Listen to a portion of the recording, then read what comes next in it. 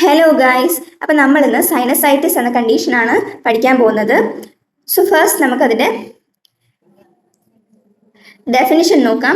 Definition it is defined as the inflammation of the sinuses. അപ്പോൾ sinus എന്താണ്? Sinus എന്ന് പറയുമ്പോഴത്തേക്കും നമ്മുടെ ഈ ഫോർ ഹെഡിൽ അതേപോലെ ചീക്സിലൊക്കെ നമ്മുടെ നെറ്റിയിലും കവിളിലൊക്കെ എന്താണ് ഇങ്ങനെ ഒരു സൈനസ് ഉണ്ടാവും. അതിൻ്റെ ഉള്ളിലൊരു സൈനസ്, അവിടെയാണ് സൈനസ് പ്രസൻ്റ് ആയിരിക്കുന്നത്. ആ സൈനസിന് ഇൻഫ്ലമേഷൻ വരുന്ന ഒരു കണ്ടീഷൻ, ഇൻഫ്ലമേഷൻ എന്ന് വെച്ചാൽ ഒരു വീക്കം അല്ലെങ്കിൽ ഒരു നീര് പോലെ വരുന്ന കണ്ടീഷനാണ് നമ്മൾ എന്താണ് സൈനസൈറ്റിസ് എന്ന് പറയുന്നത്.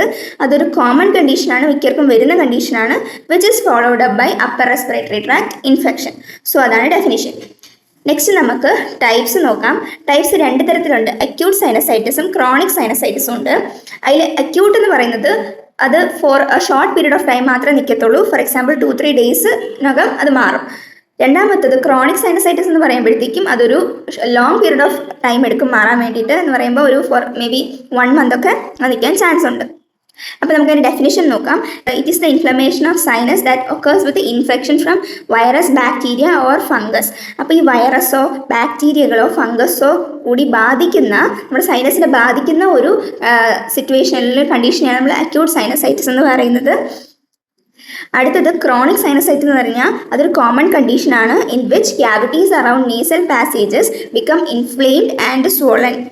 അതെന്ന് പറയുന്നത് നമ്മുടെ നേസൽ പാസേജസ് ഉണ്ടല്ലോ, എന്ന് വെച്ചാൽ നമ്മുടെ മൂക്കിൻ്റെ ഉള്ളിൽ ആ ഒരു പാസേജ്, ആ ഒരു വഴി, ആ ഒരു പാസേജിൻ്റെ ചുറ്റും ഉള്ള ക്യാവിറ്റീസ് എന്താവും, അവിടെ നീർക്കെട്ടോ അല്ലെങ്കിൽ ഇൻഫ്ലെയിംഡ് അല്ലെങ്കിൽ സ്വോളൻ ആയിട്ട് വരുന്ന ഒരു കണ്ടീഷനെയാണ് നമ്മൾ ക്രോണിക് സൈനസൈറ്റിസ് എന്ന് പറയുന്നത്.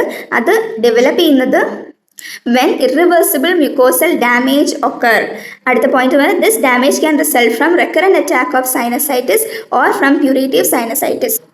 സോ മെയിനായിട്ടും ഈ ക്രോണിക് സൈനസൈറ്റിസ് വരുന്നതെന്ന് വെച്ച് കഴിഞ്ഞാൽ നമുക്ക് ഈ അടിക്കടി എന്താണ് നമ്മുടെ അക്യൂട്ട് സൈനസൈറ്റിസ് വന്ന് വീണ്ടും പോയി വീണ്ടും വന്ന് നിൽക്കുമ്പോഴത്തേക്കും ആ ഒരു കണ്ടീഷൻ നമുക്ക് മാനേജ് ചെയ്യാൻ പറ്റാതെ വരും. അപ്പോഴാണ് ഈ 1 മാസം 2 മാസമൊക്കെ നീണ്ടു നിൽക്കുന്ന സൈനസൈറ്റിസ് മാറാതെ ഇങ്ങനെ ആ കണ്ടീഷൻ നീണ്ടു നിൽക്കുന്ന ഒരവസ്ഥ വരുന്നത്.